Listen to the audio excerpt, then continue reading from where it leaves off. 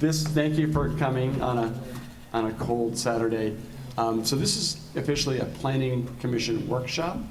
So it's not an ARB meeting. My name's Eldon Scott, and I am on the Planning Commission. And on the Planning Commission, we were talking about the issues of how the different departments and commissions were communicating in the village, and particularly the Architectural Review Board. So we reached out to Linda, who's at SHPO, State Historic Preservation Office, and asked her to give a training and education session on how the ARB functions. So, and I spoke, this took a few months to organize.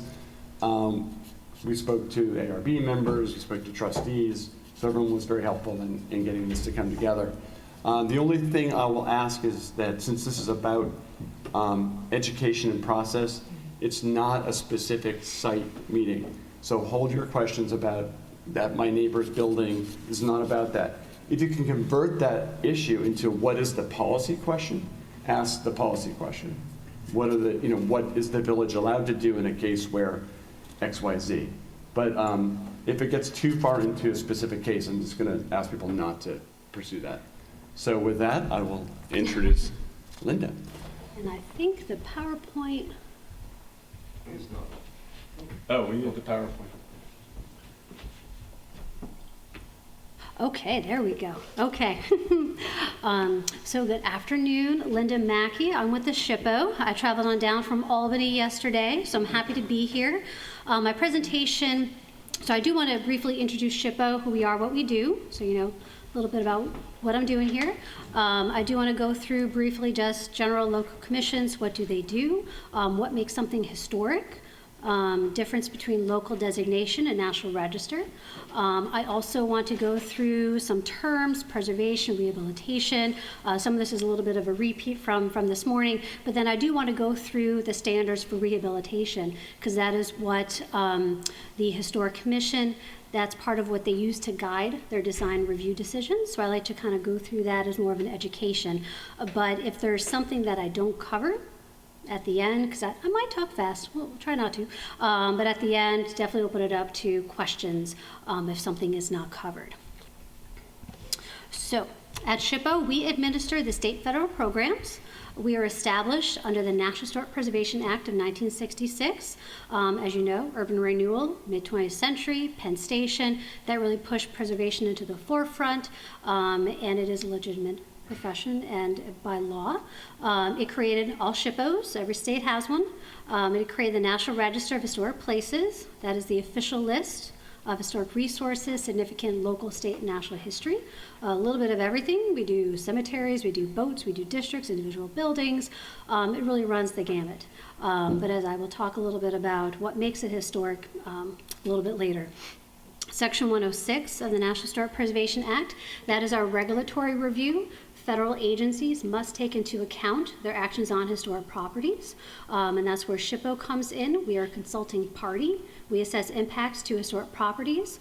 My role is kind of that first step, identifying any above ground resource, but we also look at archaeology as well.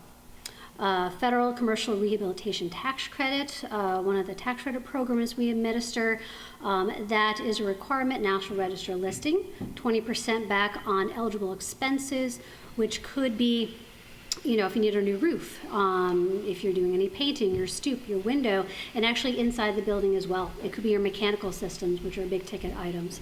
And we are #1 in the country with that. I think probably $1 billion private investment on it so far. So it certainly is that trigger for a lot of National Register listings. And also the Certified Local Government Program. I'm not going too much into depth with that, but that is an amendment to the Historic Preservation Act. And the village is a CLG. We like our acronyms. So they have applied to us, to the National Park Service. They have enacted a law that's in keeping with our state model. Qualified commission. They have public process. They have process for designating and protecting historic resources, which are all requirements. Now at the state level, very similar, State Register of Historic Places. We have Section 1409 of the National Historic Preservation Act, so state agencies must also. Any kind of state, federal, permitting, funding, licensing triggers that hook for us to have a formal review. And we also have our state rehab credits. There's a commercial that piggybacks off the federal. We have a state homeowner credit. Now, for those, a property must be within a qualifying census tract as well, in addition to being listed. I don't believe the village is just outside, but you still are eligible for the federal, as long as it's listed, so not completely out of the game. We also do grants for restoration. This is our EPF grants. Municipalities and nonprofits may apply. This is parks and historic preservation. We also do public outreach and education, just like today. This is kind of one of the benefits of being a CLG, but also we often do a lot of public outreach, who we are, what we do. I've done a few in the Hudson Valley, even going into the other bureaus, just to kind of raise awareness of more of what we do.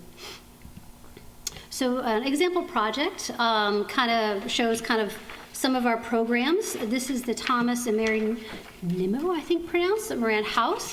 This is a National Historic Landmark, actually, has multiple levels of status. This property, 1884, East Hampton, could have been a candidate for demolition and some new construction. We had some excellent homeowners, they listed it. So this is actually in a qualifying census tract, so they did use tax credits, and we were able to, preserve, restore, rehabilitate this building and bring it back to that date. And what's fascinating, my bureau director was saying, because he worked on this, is that the artist, a very significant artist in the 19th century, I don't think he actually bought anything new for this house. I think he picked apart, because demolition isn't anything new, even in history. So I think he actually took a storefront window in New York City, and that's on the side of the building. You got this lovely oriel, window. It's really a hodgepodge of pulling things together, like true recycling in a way.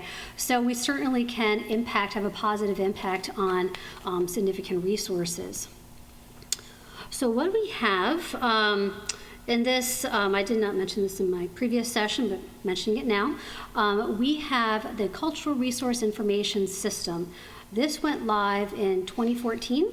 It combined a few other old systems. In a few years, everything is out of date anyways.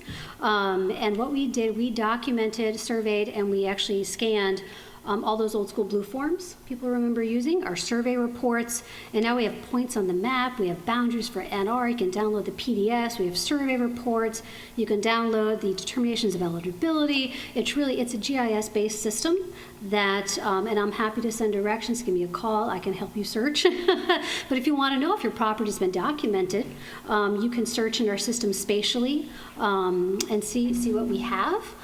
This is very helpful because you can do this from your home computer. Back in the day, even when I was a consultant, I had to go and do the research at People's Island, but it's an excellent system. It's updated in real time, and this is something that you can access. So I want to take a step down, discuss local commissions. They have served multiple duties, purposes, one of which designating historic resources, and that based on local criteria and local procedures. It's not about what is the best of the best, pretty, fancy, my favorite. The criteria process is outlined in the local law. So it's not just any kind of high style building in particular. It could be a collection of buildings as a historic district. I know there's a few districts here in the village.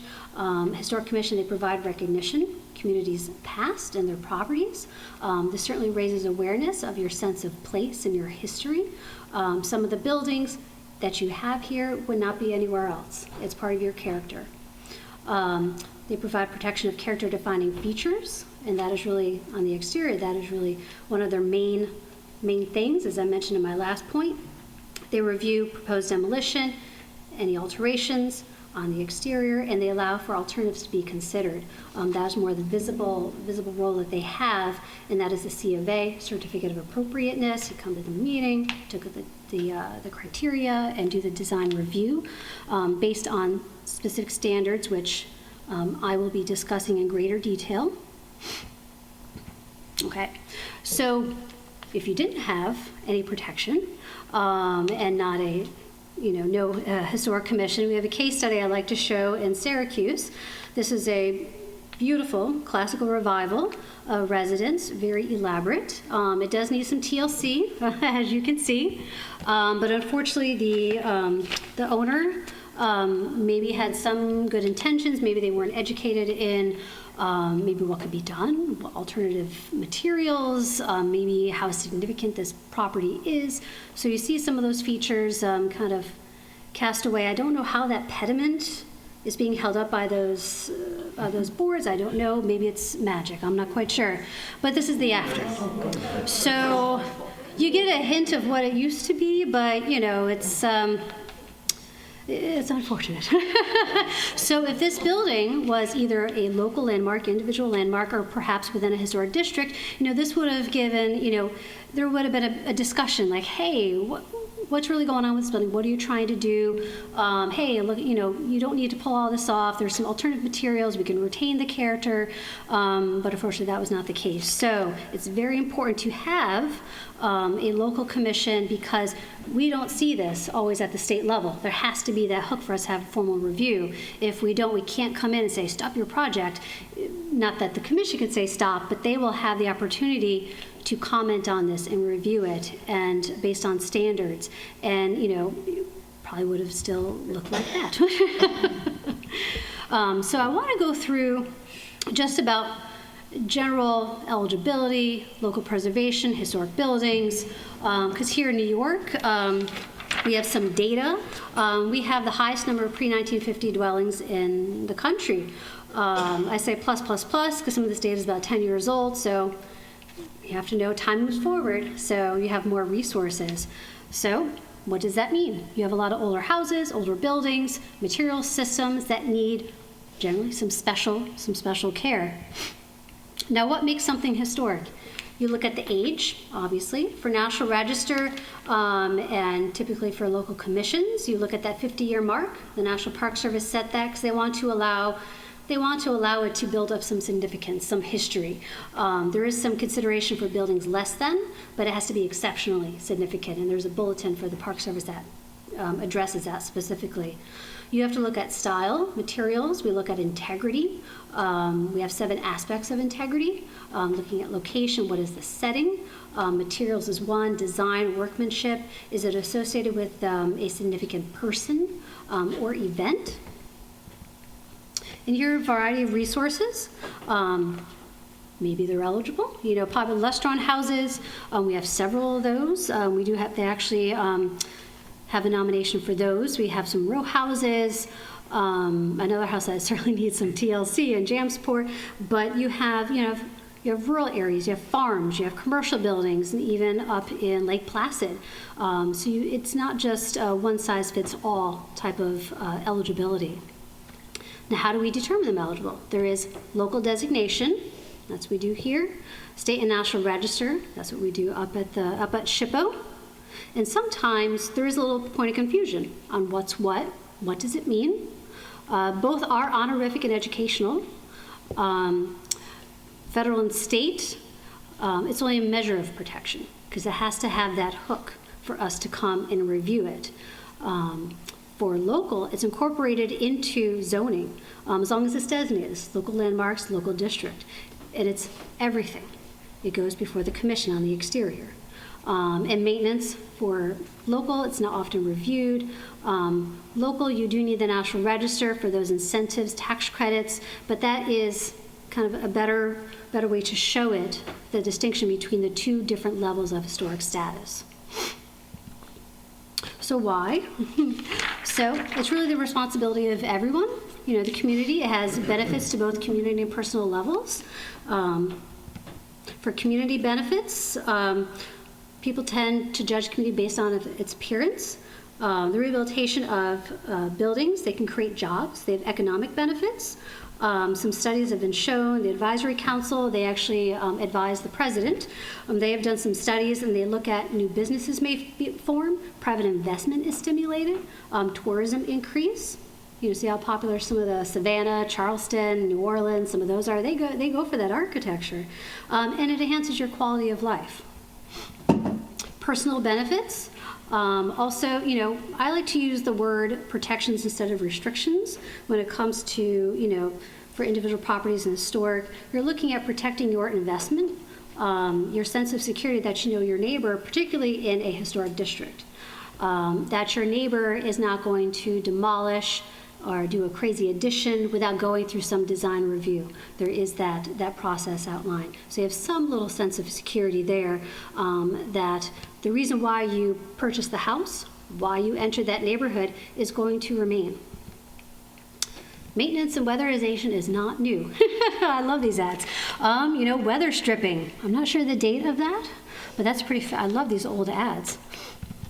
Remodeling isn't anything new either. You see the changing of the architectural styles. They want the latest and greatest. What's next? Oh, Italianate. I want that. I want deco. You want to have, what is the latest thing? They want, like it says, they want to appeal to an owner's desire for their home to be up to date. If you like going green, in many regards, we have studies that show the greenest building is the one already standing. Many historic buildings, they were built, carefully designed to work with the environment. They didn't have all the fancy technology. They had to work with the environment and you have transoms, you have operable shutters, you have awnings, you have the porches. So they used their building, they designed their building to work around the environment that they were in. And often it can be cost effective. It doesn't always have to be too expensive to retain that character. There's some little things here and there that you can do if you use storm windows. They are traditional and effective, and studies have shown that if you have the appropriate storm window, make sure you do your weather stripping. That is basically the same as having a new energy efficient window, but you're retaining that character. Additional attic basement crawl space insulation is the best. That's where most of the cold air goes, hot air. You can seal cracks. You get a $2 tube of clear caulk. It's definitely more effective than a $200 more window. And appropriate painting techniques can also help. So, how do you take care of your building to ensure that it remains a community and personal asset? We use the treatments, and this is for the National Park Service. These are general guidelines, broad guidelines that you could adapt to any building, material, district, so because not everybody is the same, not every community is the same. So you want to provide consistency in your reviews. The more common treatments, preservation, restoration, and rehabilitation. Preservation, it's more an artifact. You want to just don't touch it. Keep it as it is, because it is a record of its time, method of construction, and you want to continue to learn from that resource. An example that we like to use is Drayton Hall in Charleston, South Carolina, one of the best Georgian plantation homes, owned by the National Trust. It was built 18th century, and there's no furniture, there's nothing, I've been told. It's on my bucket list to tour someday. I don't know if anybody's been there. But it's an artifact. You see how someone lived from when the building was constructed in the 18th century up to, I don't think it has even been really touched since the late 19th century. So there's no electrical, no plumbing. It truly is an artifact of its time. Restoration is more that museum approach, your house museums. Not that anybody, private property owner, has to keep it as a house museum. This is more like if you go to Newport, the Gilded Age mansions, those are museums. And one other example, not a Gilded Age, but certainly a wonderful building, Darwin Martin House in Buffalo. Frank Lloyd Wright, probably his most famous, prairie style, built around 1903, 1904. And this, within the past year, it completed a multi-million-dollar restoration. They wanted to take it back to 1903 when Darwin Martin entered his house. What did he see? So pretty amazing. Rehabilitation. Now, this is the most widely used treatment, and this is what the local commission, this is what most of the work that they do in their design review process. It's more commonly known as adaptive reuse. You want to keep the building in service. Please, I'm useful, keep using me. You're trying to find a compatible new or ongoing use for that building while preserving its character-defining features. You're just finding a nice middle ground between the old and the new. Couple examples, we have a row house in Albany, pretty deteriorated, as you can see, late 19th century. After, you retain the character of that building, you look at the cornice, the trim, the wood siding, the door, the stoop. I'm pretty impressed that someone actually saved that, because often those are subject to the wrecking ball, but you can see that you have the character but also you have it, you can use it. It's updated to today's standards. A building in Buffalo is an office and light industrial building before. Afterward, now it's very common you see this a lot, mixed use. You have housing, apartments, and you have commercial space on the lower floor. Very, very, very, very common. So I wanted to go through the standards for rehabilitation. Because this is what is commonly used at the National Park Service, this is what we use when we do, whether it's a regulatory project, whether it's a tax credit project. These are the standards that they use, and this is what the commission, they base their decisions off. I know it's referenced in the code and the design guidelines. So this is, again, treatments by the National Park Service, most widely used.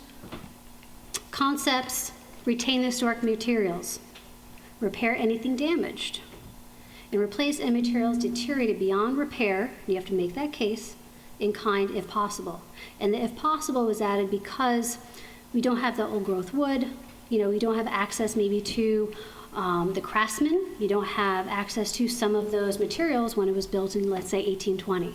So we have to provide some flexibility to be able to retain that balance and find that compromise. So standard 1, compatible use.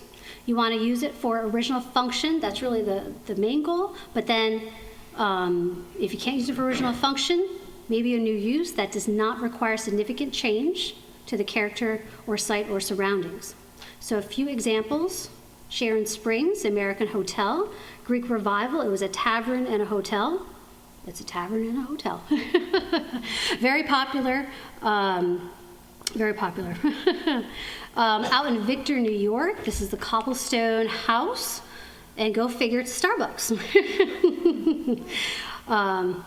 Hey, anything's possible. In Buffalo, we know churches, religious properties.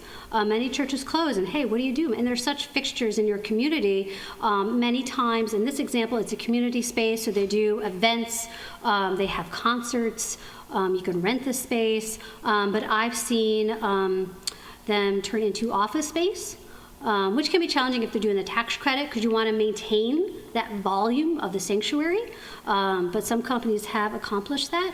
They have been turned to apartments, even though that might not fit the criteria for tax credits. You retain the building, and you still have that character and use it for a new use. I've seen it kind of crazy. I think I saw it on NAPAC, National Alliance of Preservation Commissions. I think it was actually skate ramps. Which is kind of crazy. Go figure. But this is certainly, you got to think outside the box sometimes. And the big duck fixture on, roadside architecture. I think, is it like a gift shop now? A gift shop? Okay, that's what I thought. Someday, I have to get there. I love that. Standard 2, retaining the character. Keep the historic character of a property intact. You want to avoid removing materials or changing features that really characterize that property. So sometimes it's obvious what those features are.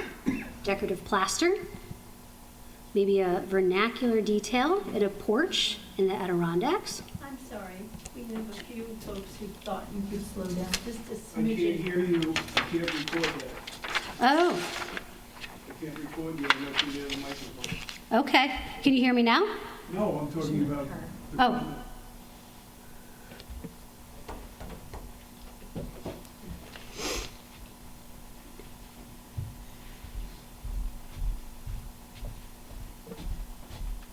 We just had a few folks who wondered if you could speak a little more slowly, even though sure. at the last session they were thrilled that you were speaking quickly.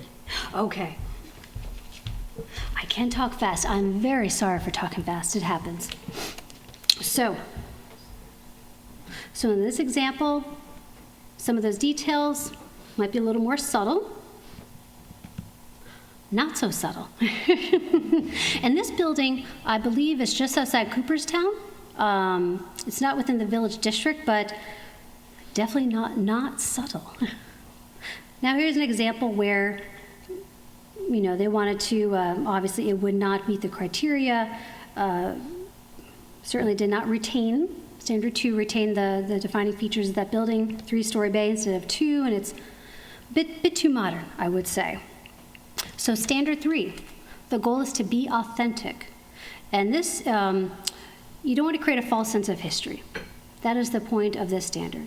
Every property has a physical record of its time, place, and use. You want to avoid making changes that creates that false sense of historical development. We should have better examples, but in Vegas, you're obviously not in New York City and everywhere else in the world, I think. This is a more relatable, I would say, example. So now that porch, it looks old, cobblestone, but it is out of place with the early 20th century. That's a 4 square is the style of the architecture. What would have been more appropriate for this would have been something a little bit smaller, a little bit more simpler, a wood frame porch. Standard 4, you want to retain significant historic changes. So this is a little different. So properties do change over time, and some of them have acquired significance. So in my example, this building, 1810, it was remodeled in 1899. So that was a change, but certainly over 50 years of age, the change with adding those balconies. And so that has become part of that historic fabric, the story of that building. So if someone went in and wanted to remove those porches, the balconies, that's a significant feature. It would no longer reflect the history if those were removed. Oh, this example is down in Catskill, I believe. You have a typical, would have been, storefront, maybe office space apartments upstairs, probably late 19th century. But then you see the storefront was probably changed in the 1930s. And that alteration in the 1930s, it still retains its character. That's 1930s. So if someone wanted to remove that and maybe update it to, 21st century, we would have to say no, because that has acquired significance. It's a contributing character-defining feature of that building now. Another, preserving historic fabric. Preserving features, finishes, and construction techniques are examples of craftsmanship that characterize a property. So we have a Gothic Revival style house. All those details, the barge board, the arched dormers, that's certainly a character-defining feature, and the shutters, those were all preserved in the rehabilitation of that building. And other buildings, they have other architectural elements. It depends on the style, the design, the purpose of the building. You have wrought and cast iron architectural elements. You have the facades on storefronts, decorative elements on the stairs, and those distinctive materials should be retained and repaired and preserved during the rehabilitation project. Preserving historic fabric rather than repair and replace. If deterioration is so severe that it requires replacement, the new features should match the old as close as possible. If any features are missing and you want to put them back, they need to be documented by physical or pictorial evidence. So we have seen that people, luckily they have historic photos, they want to put a porch back on, they can do it because they have a record of that. You want to avoid removing all interior moldings, plaster, doors, and windows. Don't remove it all. I love that picture. You want to replace what was damaged. So if you insert some wood siding, some of the shingle, do a paint job, you want to just do it little by little, because then it would retain that character. Windows, all shapes and sizes, one of the most important features of a building. They were many made on site for that particular building. High quality, rot-resistant material that can be repaired. And they can be made very energy efficient. We have studies that have shown with weather stripping, storm windows, you have the same energy efficiency as a new window. Avoid damaging treatments. So you don't want to, no sandblasting.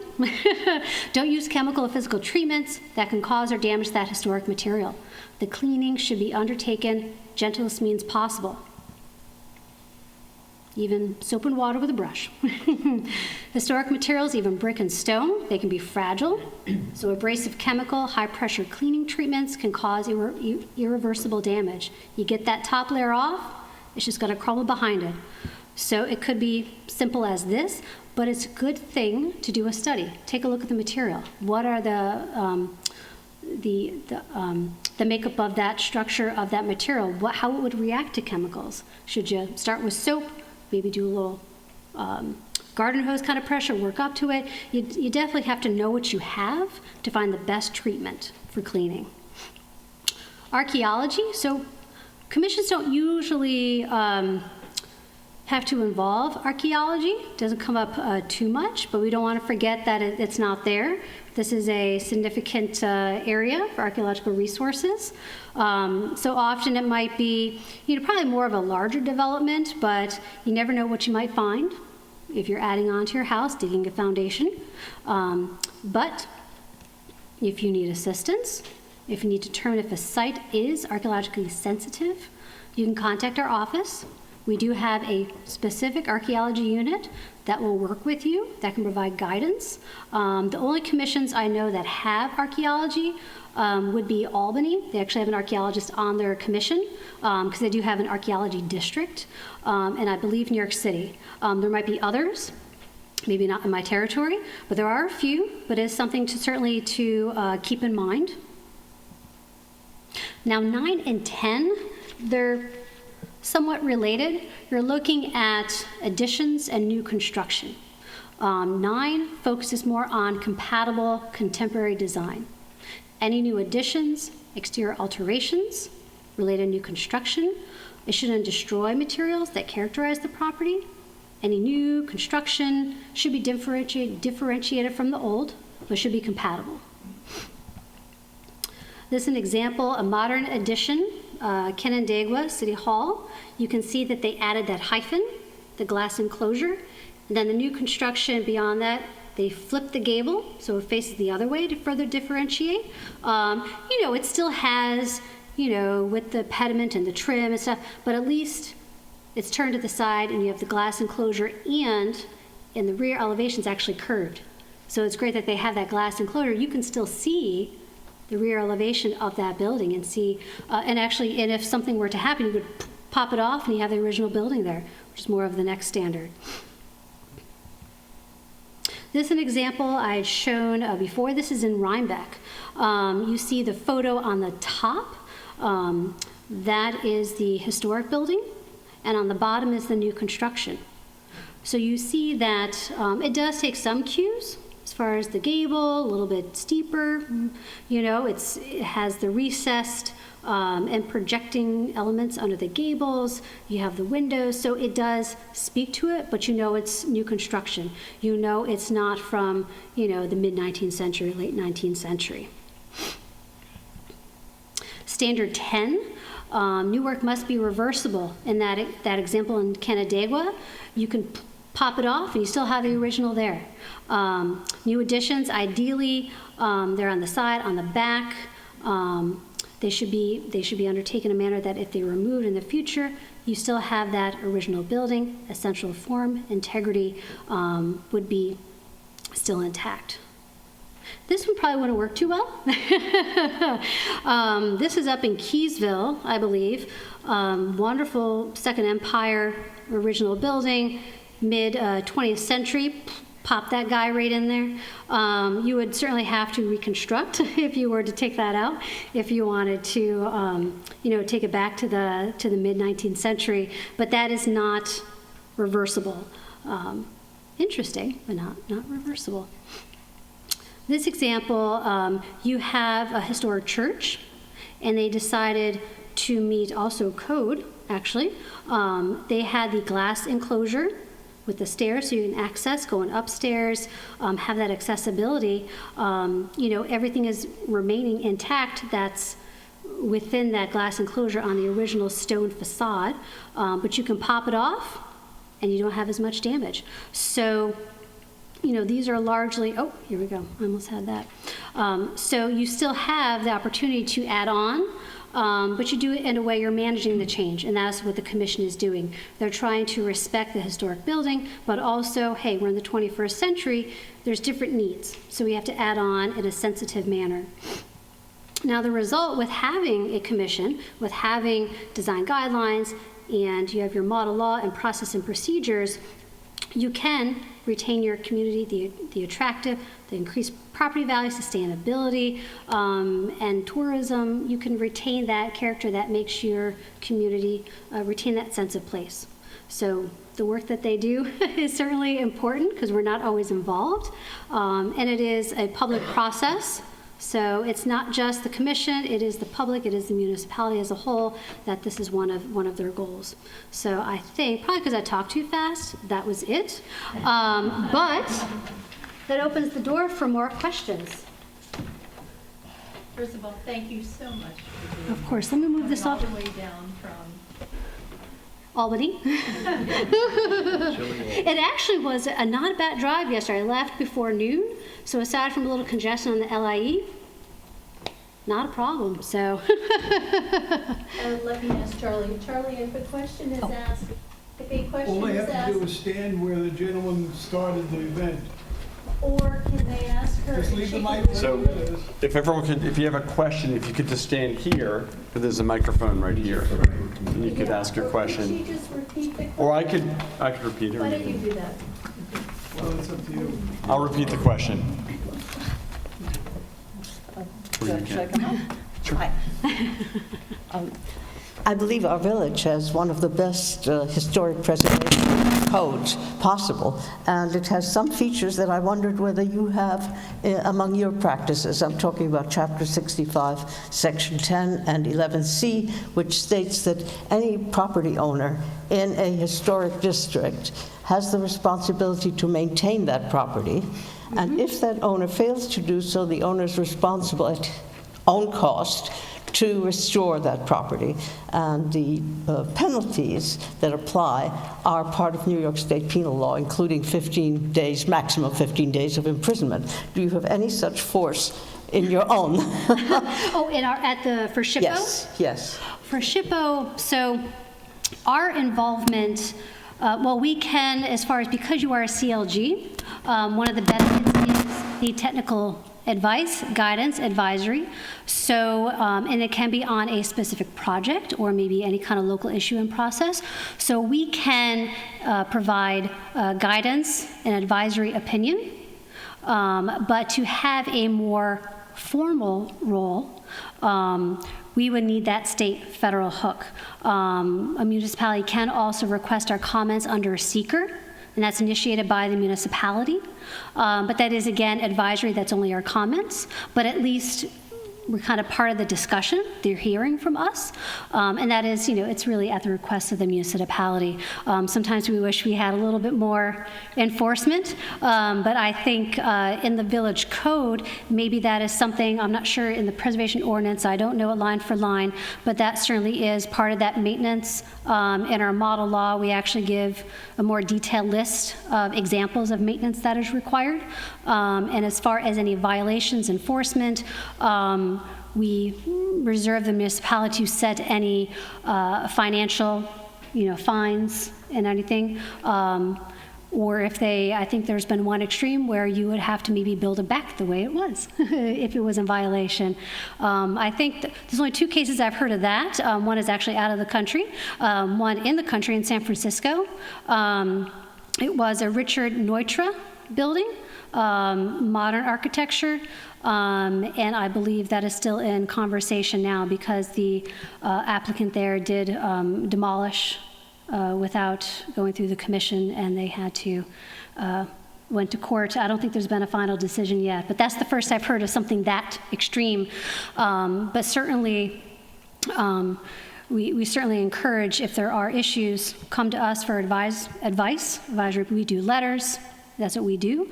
But have a good relationship with your village attorney to make sure, because they take it through that next step, that process.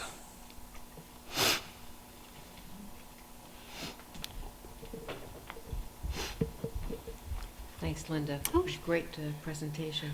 I had a couple of questions. Sure. One is, if the village is already a CLG, Mhm. are there grants that we can apply for that might help the village in terms of maintenance or expanding? And number 2, although I'm a village resident, I'm actually on the town landmarks and historic district board. okay. I was at the October camp. Oh, yes, in I Old remember Westbury. you. Yes, Right, yes. right. And we are trying to create a new historic district in the town.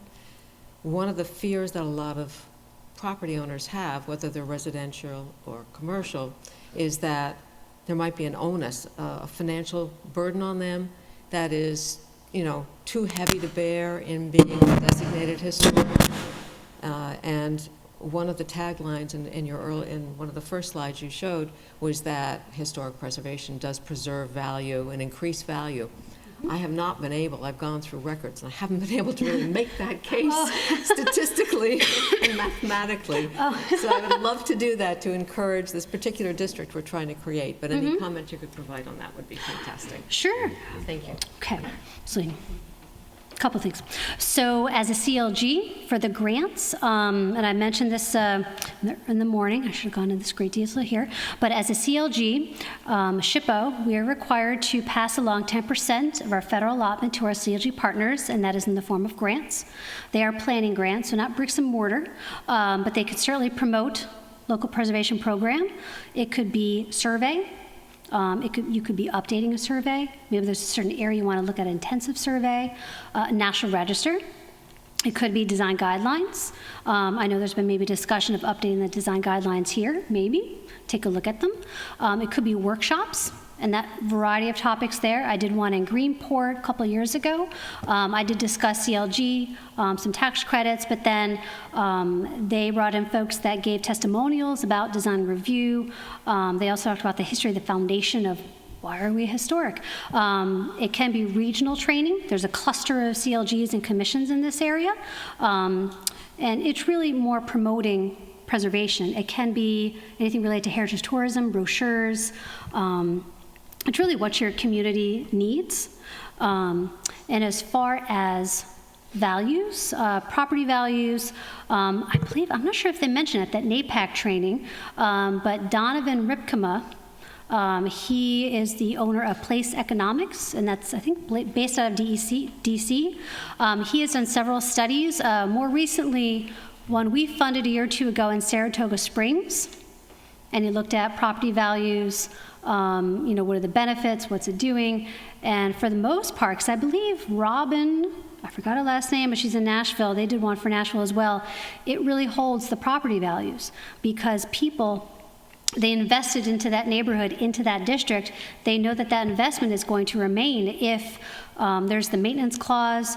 They have, if they're enforced, if you apply the design review principles when new construction additions, you're going to retain that character, the reason why people move there, and they're going to want that. So the property values will hold or they could increase. I don't know specifics to Saratoga, but that is something, I'm not sure if it's available on our website, but I can certainly share that. I'd be happy to share that with you, because that might be more comparable. I know New York City did one, but maybe the same concepts, but New York City versus smaller municipalities. Apples and oranges. But I can certainly share that, the Saratoga one. And I will want to say I do have business cards, so please reach out to me if you have further questions, because we have various departments at SHPO, and if I don't have the answer, I know who to direct you to. So I'll be happy to do that as well. I hope, did I cover everything? Okay. Hi. A great presentation. Oh, thank you. I'm a real estate agent, and I also own a Queen Anne 1890s house that I adore. Give me some talking points to encourage my clients to buy a home and maybe designate it as a historic home. I would say, let them know, why are they buying it? They probably like it for that Queen Anne architecture, possibly. And if it's designated, they know they're not necessarily the end user, but they're going to retain that building. It's going to be protected for the future as well. They know that, the commission, they will work with a property owner. They're not going to make them keep it as a museum, keep it as is, because buildings, even though it's a Queen Anne, it could be pretty sizable. Buildings need to be flexible. They're going to grow. They might add on.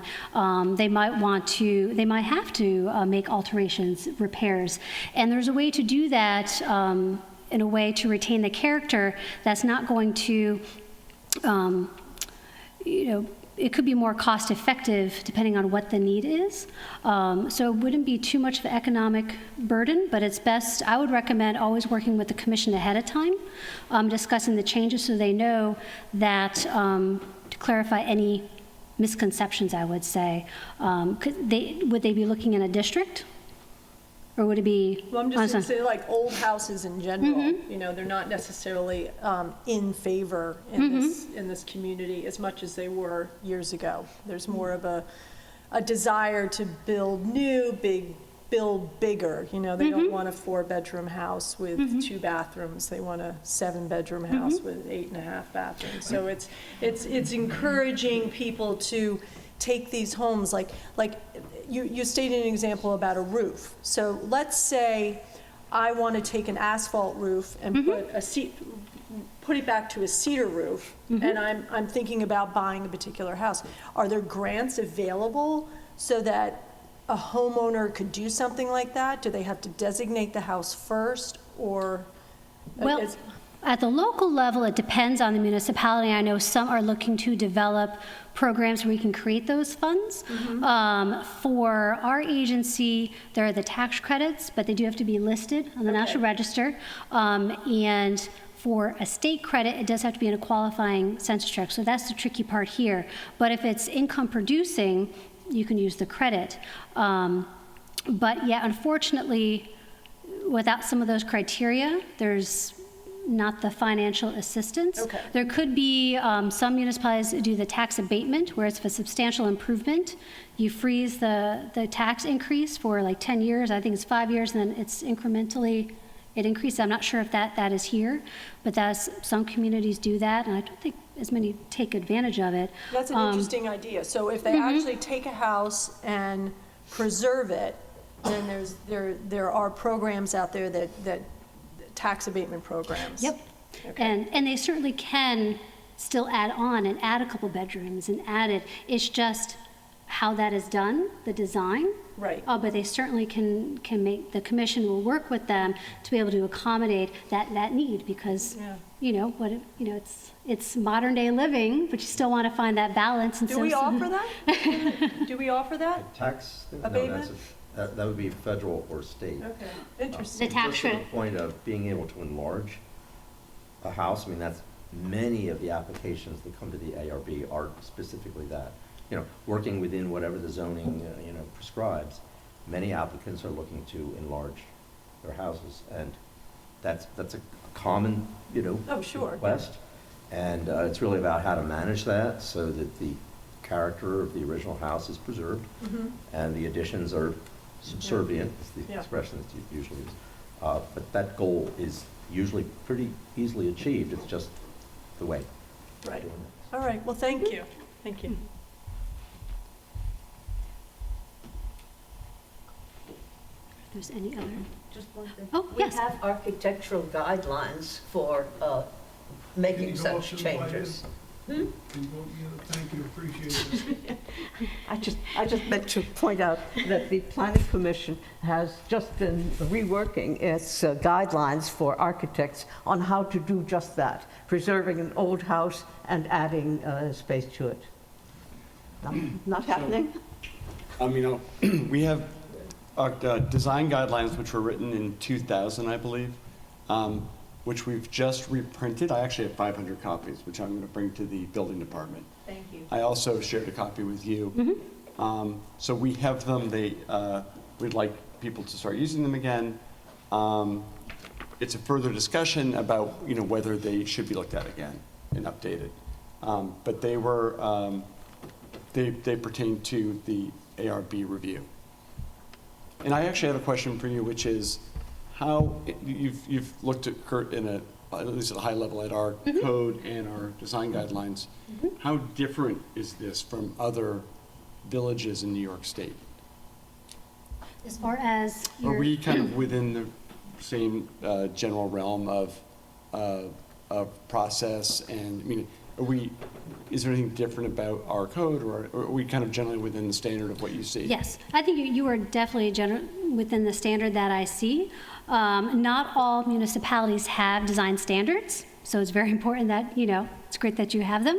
And that's something, especially when you have historic districts, it's very important to have those design standards. More communities are looking into doing that now, as well as a historic preservation plan. That could also be an option, looking at seeing what your goals are. But with the code, high level, it is within the general standards, the guidelines, what I see. We did update our model law in 2014, so yours might be more based on the earlier one, which it's not wrong, but the 2014 update is a bit longer. And it was developed based on, speaking with commissions, where are some loopholes? What are different scenarios that might come about? It's more providing clarity versus more power to the commission. So maybe that's something that you can also look at, that you might want to update. If there are maybe different scenarios, something that you're like, this has been a problem, let's see what does it say in our law, and let's see how can we provide any kind of clarity for the commission, for the property owners overall.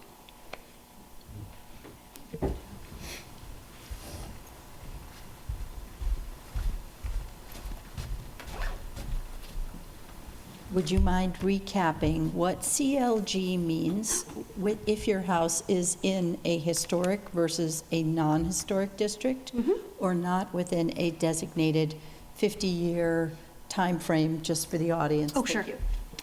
So for this Certified Local Government Program, CLG, we like our acronyms.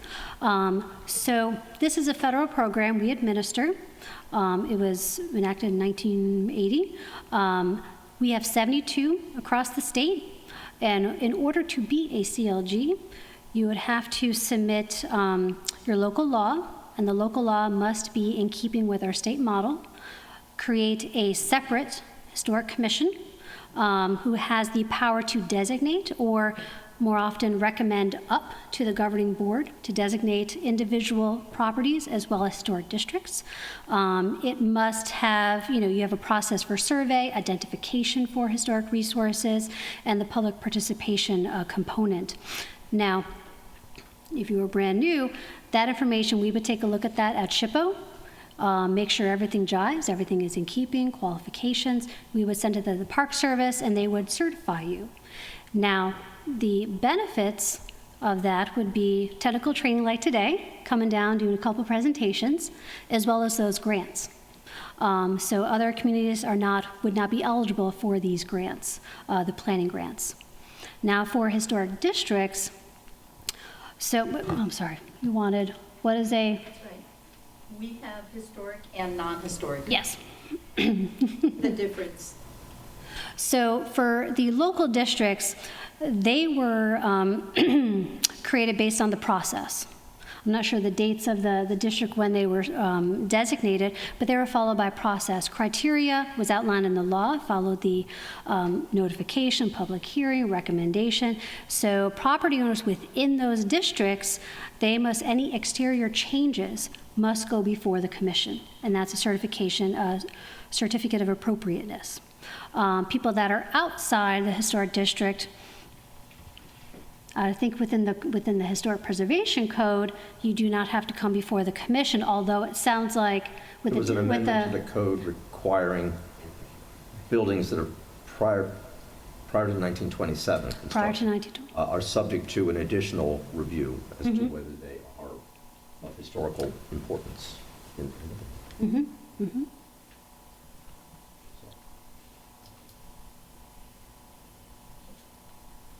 Not sure of that. Any other questions? Hopefully I clarified that. I feel I should. You clarified that nicely, thank you. And Evelyn, you are correct. We're revisiting the design guidelines, but to Eldon's point, everyone wanted to understand the baseline, and we as a community wanted to understand and wish to understand how far are we with regards to that baseline, where should we be? But the second question I have is, could you explain to us all that if and when a structure comes before the Architectural Review Board, because it either falls within the historic designation, and actually this, Zach, I know you know this very well, but I was just curious from the state, this federal view, or it is a structure that was constructed during 1926 or prior. Please tell us a little bit about those 5 standards that are reviewed in order to determine its value to the community. What are the, is it? Those are the 5 criteria. The 5 criteria, excuse me. Or- Yes, thank you. And I don't know, do we have a copy of our code here? It's hard to recite these things. So the 5 criteria are in the code and apply, without my glasses. Here we go. And the purpose of them is that there's been one instance of a structure here in the village being landmarked subsequent to the original historic district in 1986. It's only happened once. The ARB has the authority within the code to designate individual buildings or additional districts. That has happened once, and that was the former barber shop up on North Main Street was designated as a local landmark. And the 5 criteria, it's better rather than to sort of summarize them, maybe if I can find them quickly. Okay, here we go. Possesses special character or historic or aesthetic interest or value as part of the culture, etc. Okay. Is identified with a historic person, embodies distinguishing architectural features, is the work of a distinguished designer, or has a unique location or singular physical address. That was the criterion that was used to designate the barber shop because it was not a great work of architecture. It didn't meet the others. But you only need to meet one or more of the 5 in order to qualify for that designation. As I said, that's only happened once. But the ARB has the authority to survey and potentially designate individual or additional districts. So but all that's subject to a public, process, hearings, and et cetera, as it should be.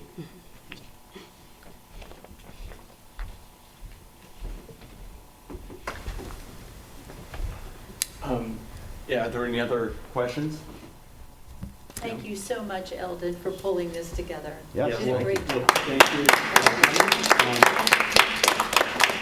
Linda, and thanks to Susan of the ARB and Zach and all the trustees. And if there are other questions or follow-ups, we can, get you in touch with Linda directly, or you can You should let her know that the duck, you can go to the duck in 15 On your way out of town. Oh, really? Oh, yeah. It's on your way out. Oh, I'm going to have to, okay. And it should be open.